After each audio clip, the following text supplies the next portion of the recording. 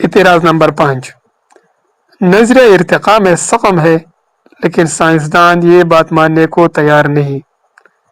99% سے زیادہ ماہرین حیاتیات ارتقاء کی سائنس کو تسلیم کرتے ہیں۔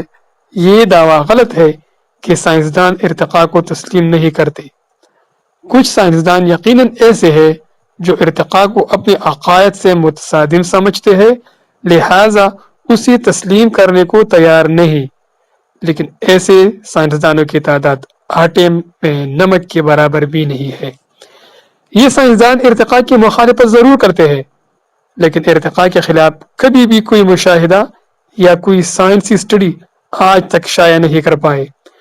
سائنسدانوں نے ارتقاء کے مخالفین کے بہت سے دعووں کا تجزیہ کیا ہے اور ہر دفعہ اس نتیجے پر پہنچے ہیں کہ یہ دعوے غلط ہے اور ارتقاء کے بارے میں غلط فہمیوں کا نتیجہ ہے۔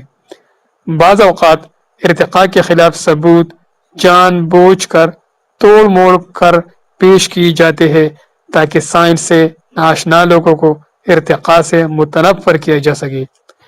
جیسے جیسے نئے شواہد ملتے ہیں ویسے ویسے ارتقاء کا نظریہ بھی بہتر سے بہتر ہو رہا ہے، لیکن اس تبدیلی کا مطلب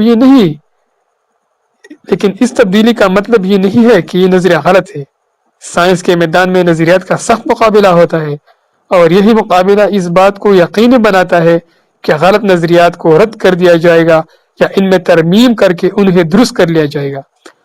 اگر ارتقاء میں سقم موجود ہے تو ارتقاء کے مخالفین کے لیے بہتر طریقہ یہ ہوگا کہ اس پر سائنسی پیپر چھاپے جائے جن میں مشاہدات کے ساتھ یہ دکھایا جائے کہ ارتقاء کی پیشگوئیاں غلط ہے۔ ارتقاء کے مخالفین یہ سکہ بند سائنسی طریقہ استعمال نہیں کرتے بلکہ صرف ایسے فورم پر ارتقاء کے خلاف مضامین چھاپتے ہیں جہاں سائنسدان نہیں بلکہ عوام موجود ہو۔ عوام کی اکثریت سائنس کی بنیادی اصول اور طریقہ کار سے نابلد ہوتی ہے اور ان مضامین کے پاش غلطیوں کا احاطہ نہیں کر پاتی۔